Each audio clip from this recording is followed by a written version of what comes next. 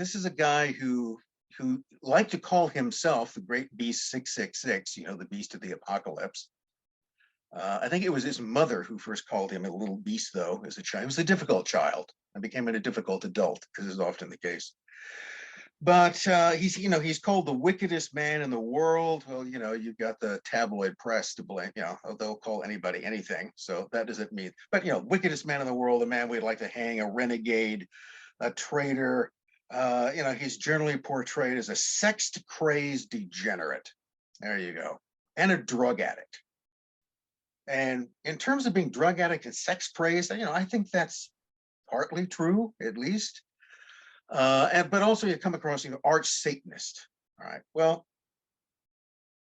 Crowley would have to admit, again, probably to the drug use and a certain degree of sexual degeneracy, but he would adamantly refute the idea that he was a Satanist, or even that he was some sort of black magician in some sense, that he practiced magic for nefarious purposes. He saw himself as this guy. What he really wanted to be, what his wish was that was never fulfilled, was to be another Christ. Hi, I'd like to introduce Professor Spence, who wrote this fantastic book that I bought, Secret Agent 666, the Aleister Crowley, British intelligence and the occult. So where are you? You're a professor in Idaho, I think it is. I'm actually retired. So I've been retired for a couple of years from the University of Idaho, which is in Moscow, Idaho. Well, okay. So what were you a professor in? What was your area? I was a professor of history. Okay. And so in terms of bona fides, I guess, I really do have a PhD, for whatever that is worth. Okay. You have to say that because sometimes people say they do and they don't necessarily have one. But yes, I got my PhD in history and MAs and BAs before that, pretty much from the University of California, Santa Barbara. Started teaching at the University of Idaho after a few other stints elsewhere in 1986, and was there until I retired in 2020. And my basic, if you wanted to know what was your sort of area of academic training? Well, my area of academic training was mostly, you could say very broadly, modern European history, more to the point, Eastern Europe and modern Russia. So I was very interested in anything that had to do with the Russian Revolution. That's kind of the starting point where all of my subsequent unhealthy research interests derive from. Sure. And once you start studying something like the Russian Revolution, you run across all sorts of connections, groups elsewhere. I mean, one of the first things that you tend to learn about any revolution, and don't let anyone tell you otherwise, is that if you have a revolution, you have a conspiracy. Okay, so keep in mind, not all conspiracies are theories.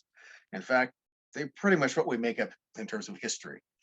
And the reason for that is that if you're plotting, if you plot, another word for conspire, but if you seek the overthrow of the existing order and you don't conspire, that is, you don't do it in secrecy, then you're going to be hanging before lunch. It's as simple as that. Right, because generally governments just aren't going to, hang around and let you plot to overthrow them without taking anything. So among many other things, the Russian Revolution is a vast, multifaceted, conspiratorial, hall of mirrors in one form or another. And so out of that then arose my interest in espionage, which is, one of the many of those halls of mirrors. And then from there, that led also to an interest in secret societies. That is, societies that are not necessarily secret. It's not like the world hasn't heard of them, but in terms of what they actually believe or do and what they're involved in is secret. Freemasonry is the outstanding example, but it's only one of many and many and many. And that's the thing you find, these things are everywhere. And that in turn sort of led me towards what's broadly called occultism. And that's eventually where Aleister Crowley, in terms of this book, comes together, and the sort of connecting two things that usually aren't assumed to have anything in common, but surprisingly do. And that's the intelligence sphere and the occult sphere. And the primary connecting link between the two of them is a kind of operative obsession with secrecy. So all occult actually means, this is one of these things, I'll sort of go back to these definitions, but I always think you have to have that. So if I'm talking about a secret society, I'll define what I mean by that. And if we're talking about the occult, well, here's what I mean by that. The occult simply means hidden. Specifically hidden from view, something that can't be seen, an unseen world. Think of it that way. And if you look at the essence of virtually everything you would tend to think of as occult beliefs, everything from ritual magic to fairy lore, what it is you find is the belief in some sort of hidden world, hidden beings who inhabit that world, and hidden powers that can be accessed through them. So that's what all sort of, this is all about. What occultism is all about is accessing this larger hidden world and trying to control or use the powers that it has available to it. Now, keep in mind here as a disclaimer, I'm not arguing that any such hidden world exists, nor that it does not exist. I'm just saying that's what a lot of people believe. Well, I mean, it's exactly the same thing you believe if you're a Christian, isn't it? Yeah. Absolutely. That there is a greater hidden world inhabited by all kinds of miraculous beings who have influence over us, and which we can then try to gain influence over them. Yeah. In your book, Rick, you talk about William Butler Yeats, and there was an exhibition on in Dublin a few years ago. I think it might be still going on, of Yeats, and they had all these, like, the wands there from the Hermetic Order of the Golden Dawn, all the cloaks, all the daggers that they used to use. They were on display in the exhibition. It was interesting.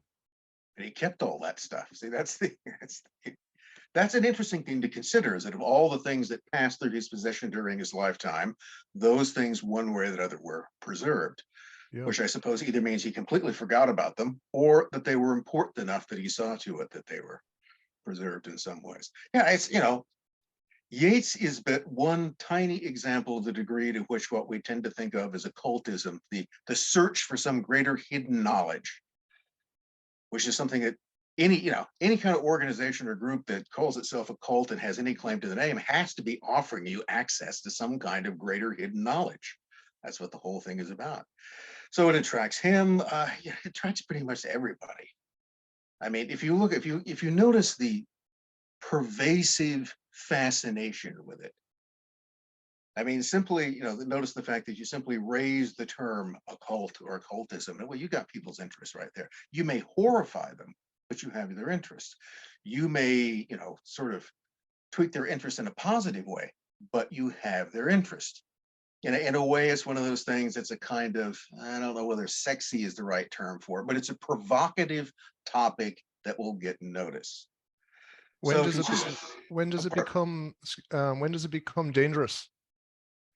Well, anything can become dangerous, I think, when you begin to take it too seriously, or when you begin to take it in an essential component of, again, occultism in a broad sense, of this idea of hidden knowledge and power, is magic. This is one of the things that Crowley always liked to put a K on the end of it. Some people like to call it magic. I'm just saying it's magic with a K. And he did that to distinguish it from magic without a K, which is, stage magic, pulling rabbits out of a hat, trickery. So this is one of the things to notice. Stage magic, a stage magician, is involved, we all acknowledge, even the magician, in a form of trickery. It's a form of deception, usually visual deception. But the thing about it is that through that trickery, it's supposed to be, in a way, a kind of mockery or imitation of real magic. So what's real magic? Well, I'll give you Crowley's definition. And I guess he would know. And I'm going to paraphrase it, but I think I'll get it pretty much right. Crowley's definition of magic in an occult sense is the art and science of causing change to occur in conformity with will. So change in the environment, change in the world around you, to create change through will. And what that means is intent. So for instance, you ever hear this stuff today, and again, to show you that the occult is all around you, any of this, self-affirmation, okay? Anyone who's ever stood in front of a mirror and said, I'm gonna have a great day today. Yeah, I'm looking best. I've never been better. Okay, giving yourself that pep talk, you're engaging in magic. You are engaging in a kind of auto ritual to boost your esteem and confidence. In other words, what are you trying to do? You're trying to create change for the world. You're trying to create change in yourself. You're trying to make yourself more confident. And remember, there's this idea that if you exude, if you believe in your success, you will have success. That's it again, belief. If I believe in something, I mean, literally, it comes down to this. If you wish for something hard enough, you'll get it. Now, I'd hazard to say that that's just not always true, is it? Because there's certainly things we've wished for ardently and we didn't get them. But sometimes you do. And arguably the reason you get them sometimes and you don't get them other times is because through your actions, through your affirmation, you sort of gain the power or support of those, weird beings in the hidden world. They can make it happen if they want to. But also usually for some kind of quid pro quo. Now that's where things can get dangerous. Whether these other beings, call them angels, devils, whatever you want, whether or not they have some sort of, we won't even use the term physical reality because they wouldn't have a physical reality. But whether they are real or whether they are figments of your imagination doesn't matter. Because that figment of your imagination in your little world is real. It's like someone who's, having an hallucination and they think they're being chased by a dragon. Well, doesn't mean anything to you and I. We just see this guy running around the room. But in their mind, I mean, in their individual reality, this is what it is they're terrified of. That's why they're running away from it, because they believe that it's real. Carl Jung, the psychologist, actually said that. He said that, well, if the dreamer thinks the dream is real, it's real for the dreamer. So it's the dream is real when you're in it. Yeah, sure. Yeah. Unless you can manage that, there is this thing that some people, the idea of lucid dreaming, which is basically that you kind of wake up in your dream and you realize that you're dreaming. Yep. And if you can do that, I've actually tried that. I'm not sure I ever tried it with complete success, but one of the things it does is you sort of begin to realize that everything, this is just all BS, all right? And I can make things happen. So since the dream, in this case, is completely contained within your head, there's nothing else there. Once you realize that you're dreaming, you can control that reality. Now, that in some way, again, is this kind of parody, maybe, well, I'm just not sure, it's certainly not the right word, of what through magic, through the application of intention and will to obtain in the other world. And that's one of those things that I'm not going to sit here and say there's absolutely nothing to that. In fact, there probably is something to it. I just don't know how much. I'm not going to make any attestations of it. But it's an idea that's so basic that once you realize that's what it is, it's simply the use of affirmation as the as of will to try to create change, to manifest. This is the term people love you. We're going to manifest success.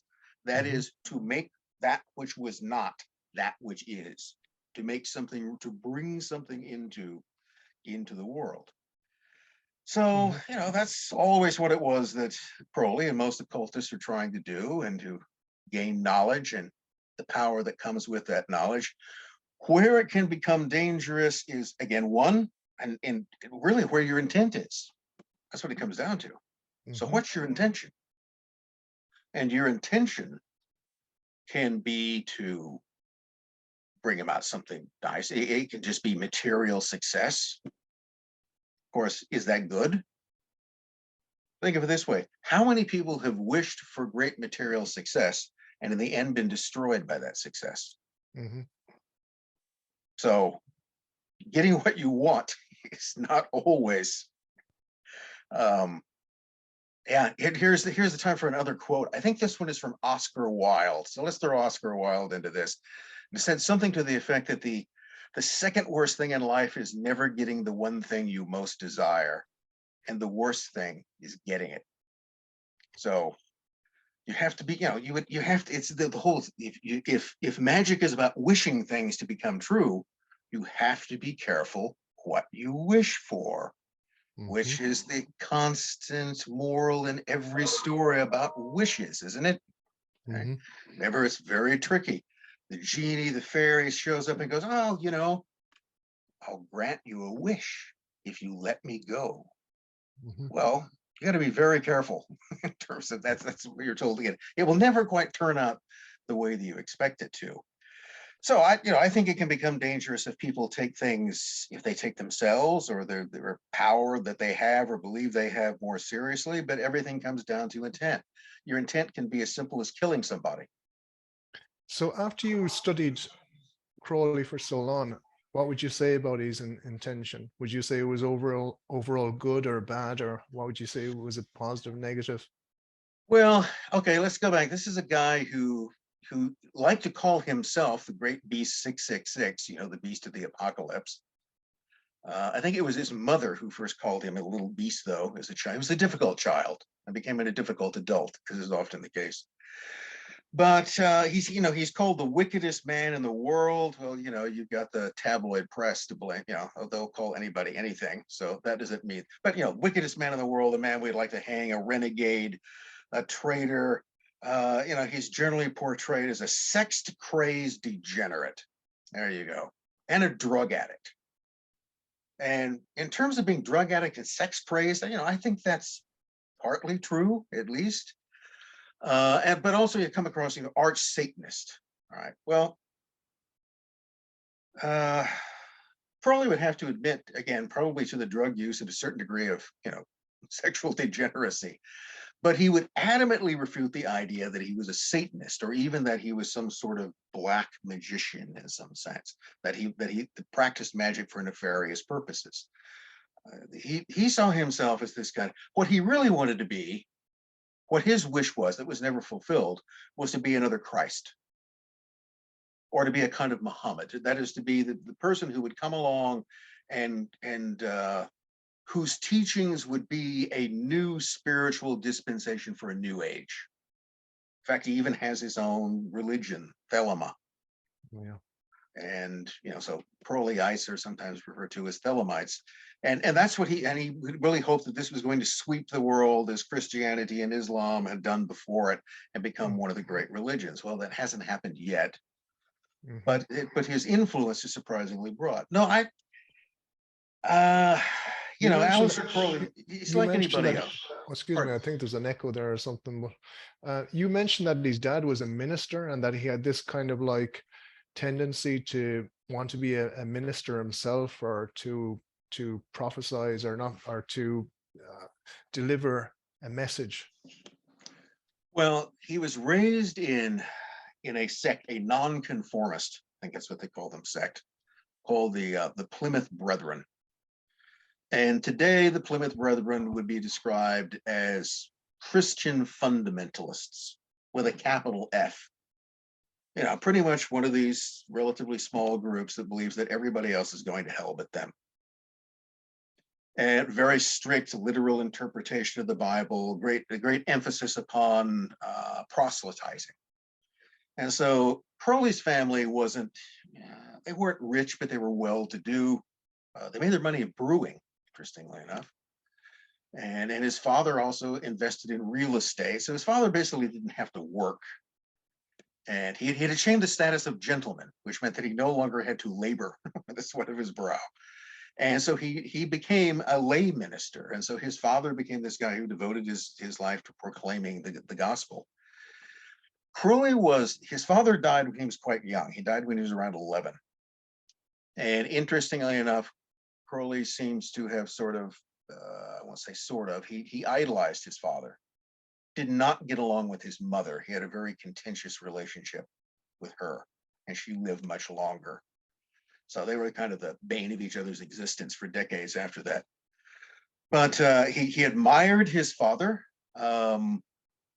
And in a way, I mean, intentionally or unintentionally, here again is where a shrink can have a lot of fun with this, is that he sort of followed in his father's footsteps because his father proclaimed the fundamentalist version of the Christian gospel, and his son proclaimed an anti-Christian message, but with the same sort of missionary fervor. He became a proselytizer.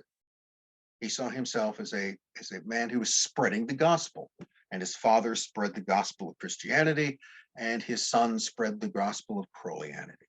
But he's still doing the same thing. Mm-hmm. What was Crowley's opinion about Christ? Did he believe in him as a historical figure, or did he believe in him as a spiritual man, or like what was his opinion about him? The thing is he's not necessarily hostile all of them. I mean, again, this is someone who was raised in a Christian environment. So he's familiar with it. He's familiar with the terminology of it. His father was a lay minister, and he respected his father. So while on the one hand, the whole idea that Crowley had was that Thelema, his new religion, would essentially replace, it would eradicate and overcome Christianity, just as Christianity had overcome the paganism of the classical world. It would sweep it aside. On the other hand, I never got this, that he was personally hostile towards it. He was, but it's one of those interesting things, again, I don't know who said this, but it's probably true. I mean, who can proclaim the gospel with greater sincerity but Satan? Who was supposed to wear the felon? So who would be able to do that? The devil would be able to preach quite convincingly. And so it sort of comes back to the question you asked earlier. No, I don't think Aleister Crowley was the devil. I don't think that he was a Satanist in the sense that that's generally understood. I think he actually, if he saw himself as a magician, as someone who was a practitioner of occult, he saw himself as more on what's in term, and this has nothing to do with the race, by the way, but more on the white as opposed to the black, more the positive than the negative side of that. In fact, if you his enemies, he's constantly referring to as black magicians or black brothers. I don't know, if he's just calling them names or if he sincerely believed that. I think his his deviltry is largely a result of bad PR, most of which he has no one else but himself to blame. Did he think that Yeats was a black magician, or did he think he was on the other side? I can't remember whether they were ever, he at some point or other, he accuses virtually ever. No, he accused other people from the Golden Dawn. I can't think of him using that term in the case of Yeats. He probably said something nasty about him. I mean, very few people he didn't have a lot of friends. Well, he didn't keep them. And that's why you would find that most of the people who would ever come in contact with him, whether it was Somerset Maugham and that's the thing, is that he, one way or another, ran into an incredible number of people. I mean, Mohan wrote a book about him, The Magician, right? Yeah. Okay. And well, he wrote a novel in which there's a character named Oliver Haddo, who Maugham basically acknowledged. Well, he had to be careful how much he acknowledged that it was based on Crowley, because Crowley threatened to sue him. And if Maugham had come out and said, "Yep, yeah, that's my version of Aleister Crowley," then he would have something to sue him about. But it was pretty much understood. Oliver Haddo is not a nice guy. Okay, he's the villain of the story. And Crowley is pretty easy, and a lot of people had very negative experiences with him. Not easy to get along with. I mean, I don't think egotistical, I don't think we have a word that quite sums up just how egotistical he could probably be. He Terrible used to with spike money. people, didn't he? Well, if you lent him money, you'd never get it back. Okay. If he got any money, he was one of those people who, if they ever get any money, they just spend it until it's gone. And then they come around, bumming money off of you. So, you'll give them, give them $100 to make them go away. That's so that they won't keep pestering you about it. But he also was, you got to keep in mind, this was a fellow who was also a world-class alpinist. He climbed, he was in the Himalayas. He went after K2 and others, and he was very good at it. Which is the, you often assume is that Crowley in many ways, certainly, up until about his 40s, was a fairly large athletic guy. Generally, the image you get of him is that he's like this little, fat Buddha figure. Okay, that's the way he's seen later on. And like many of us, as he aged, he somewhat expanded, although he never became the kind of obese figure he was sometimes portrayed. But yeah, he was really sort of a strapping figure early on. Supposedly a pretty good chess player. His poetry, which he, was his other sort of career option. I say, I'm going to be an occultist or a poet. Well, why not an occultist poet? His poetry seems to be a matter of taste. I claim no, it's pretty much like I say that all red wine tastes alike to me. So a lot of poetry tends to sound similar. But he was an entertaining writer. And one of the things that once you begin to catch on to it, if you read something like his Confessions, this kind of autobiography of a part of his life that he looked at, he's got a sense of humor. I mean, it's one of those. It's a fairly acerbic sense of humor. It usually comes at some things or someone's expense, but yeah, there's a joke to be had, and he sees that, which then raises that question of how seriously he took any of this. So here's one of the questions is that, and this is a question, I'm not saying this is the case. I'm saying that there is a question as to whether or not how much Crowley believed his own BS, and how much of this whole sort of, fire-breathing magician, how much of the occult persona is an act. I mean, here's the interesting thing, Keith. Aleister Crowley is not his real name. Legally, it's not his real name. So his real name is Edward Alexander Crowley. He's named after his father. And to people in his family, as I understand it, and to many of his close friends from his childhood or boyhood, always knew him as Eddie. They never called him Aleister, because Aleister was this kind of, it's his sort of Celtic fantasy version of Alexander. So we'll sort of take my middle name and change it around and spell it differently. Okay, how many adolescents? I was surprised to. Yeah, go ahead. So I don't know where that echo is coming from. I don't know why it's coming from. It wasn't earlier on, but anyways, I was surprised that when his involvement with Irish nationalism, Crowley, the surname Crowley, as far as I know, is actually an Irish name. It can be traced to Roscommon in the west of Ireland, as far as I know. But in your book, you said that he was more or less, he was a spy. He wasn't really into Irish nationalism at all. Well, he was never much into it before or after. That's one of the things that seems to come and go. It coincides to his presence in America during the First World War. And he probably got so he could claim some association with that by being in the Hermetic Order of the Golden Dawn. And because the Hermetic Order of the Golden Dawn was full of a lot of people, there was a heavy representation of Irish members, and there was a heavy representation of nationalist beliefs among them, and a whole sort of Celtic revival thing. So the Golden Dawn actually, and this is something very common with occult groups. If you look close enough, you will find out that there is usually some kind of political agenda running around. Now that agenda may not be part of the doctrine of the group itself. So let's put it this way. The magical pursuits of the Golden Dawn group had no politics.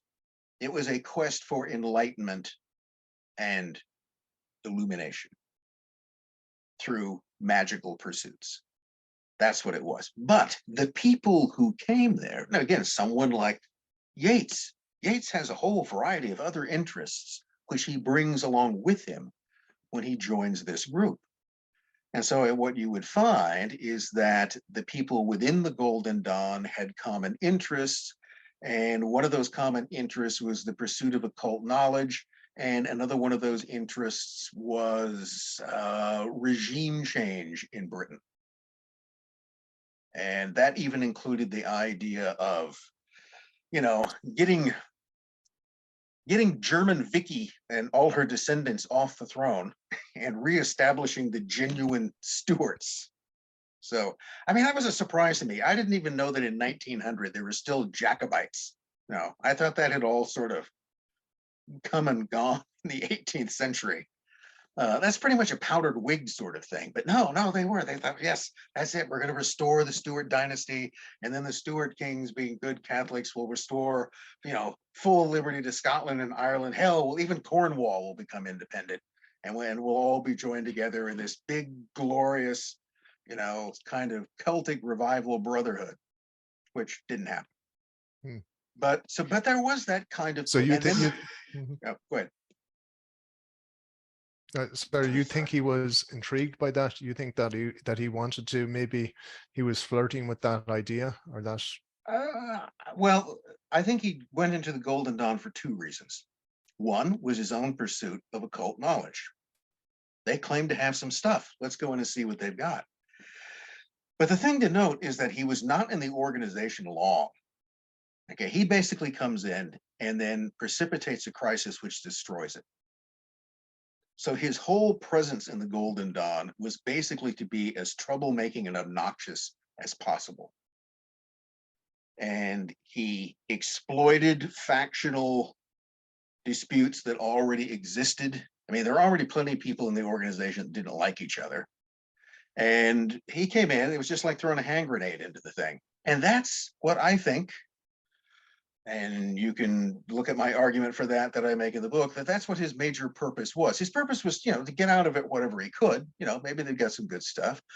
On the other hand, the people who encouraged him and people within the British establishment who encouraged him to enter into the ranks of that organization were interested in finding out what they were up to. And they had a good reason for wanting to find out what they were up to. I mean, the activities in which Golden Dawn members engaged included international gun running in an effort to provoke a rebellion in Spain. And so, this was fairly, imagine, let's say you're, they didn't have MI5 then, but imagine if you're anybody and you're pink and you realize that there's this group over here that appears to be a bunch of, artsy fartsy weirdos who are interested in occult stuff, but on the other hand, they're pooling money to buy guns in Germany to send to create a rebellion in Spain, and they have all of this talk about getting rid of our existing monarchy and replacing it with the Stuarts in there, and it's infested with Irish, it's infested with Fenians and others of their like. So you would be kind of interested in what's really going on here. So let's get someone to go in, give us the scoop in terms of what's happening, and also break it up.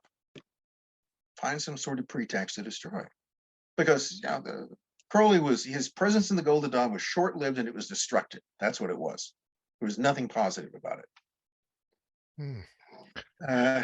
Yeah.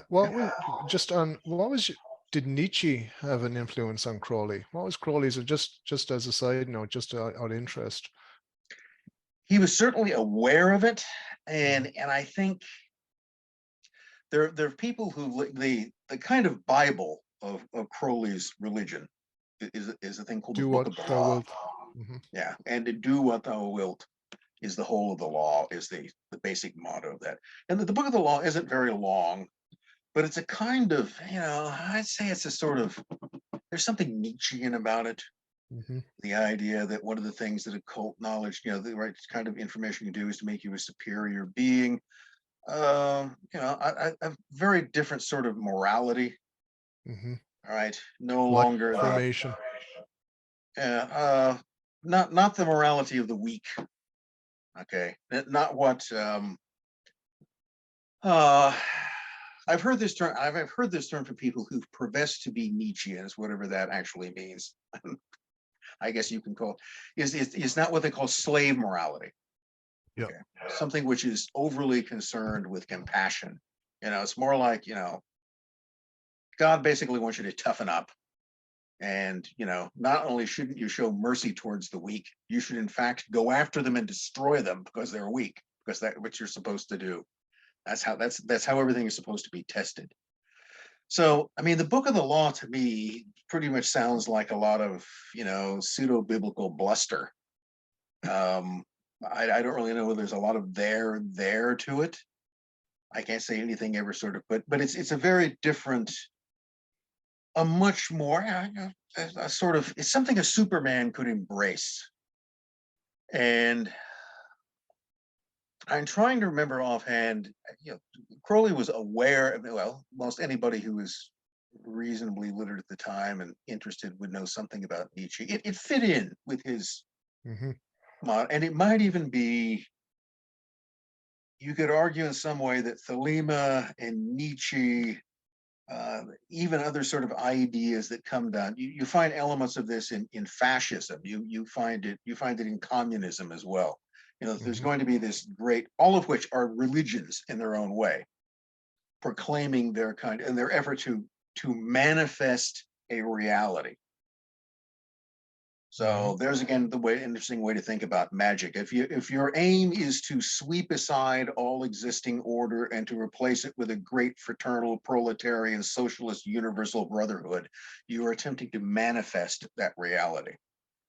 Mhm. Everything which the Soviets would do, everything which a good communist was supposed to do was to work towards manifesting that kind of reality. And it's all Mhm. fairly brutal. you know you're going to eliminate entire classes of people, or in other words, you will eliminate entire nations of people if need be, in order to manifest this reality. But Mhm. it may be the most extreme example. Well, maybe it's not the most extreme example. The Nazis, they had the whole view. They viewed a future. They were going to manifest the reality of 1,000-year Reich. And so just keep in mind how much bloody damage they did attempting to manifest that reality in just 12 years. Mhm. Imagine how much more they could have done in 1,000. What do you think of the current situation in Russia with Ukraine? What are your thoughts on that? That veers into the area of current events. So I'm Mhm. going to kind of punt that because, I mean, basically, and I say this from a person who studied Russian, which in a broader sense includes Ukraine, because for most of history, we're talking about they're not really separate entities. Okay, that's something which is quite, practically speaking, 20th century, the Mhm. phenomenon that they're really two different things. And that's not going to argue which was first, with the chicken or the egg or the rest of it. It's it's the continuation of a long struggle in that whole area about nation forming and identity. Mhm. And it is, part of it is the idea, the basis of modern Ukrainian nationalism is that Ukrainians are now and have always been a completely distinct people, that they were never Russians in the sense that Russians are that today. The view from the other side, the kind of sort of grand, sort of pan-Orthodox, pan-Slav idea is that no, any differences between them are basically matters of regional dialect as much as anything else. That the cultural similarities are much greater than the cultural differences, and that therefore this is a struggle to unite people who historically belong together and they're being artificially divided. Mm. I advance none of those causes. All right, Yeah. to make it clear. But those are the sort of different views you're going to get. Mhm. And again, it's a different view of reality. It's what reality do we want to manifest? Mhm. Do What we do you want think? to? What do you think Yeah. Crowley would make of today, like for contemporary culture? I heard you say before that he wouldn't like the '60s, that he wouldn't have liked the 1960s. How do you think he would have felt about the 2023? Well, how do we feel about it? Okay. You know, I have to say that now looking back on it from the age of 71, that the future didn't turn out the way I expected it to. All right. So for instance, there are no flying cars or jetpacks. All right. Those were all things that as a kid we were expected that we were going to have, which did not materialize. So yeah, I would say the future, you know, the future provided all kinds of things you never expected. But again, I would also say that it was also a disappointment in many ways. So Crowley was, you know, again, this comes down to what my sort of interpretation of someone is that I never met. Let's you know, and anybody talking today is who has a view on Crowley has never met him.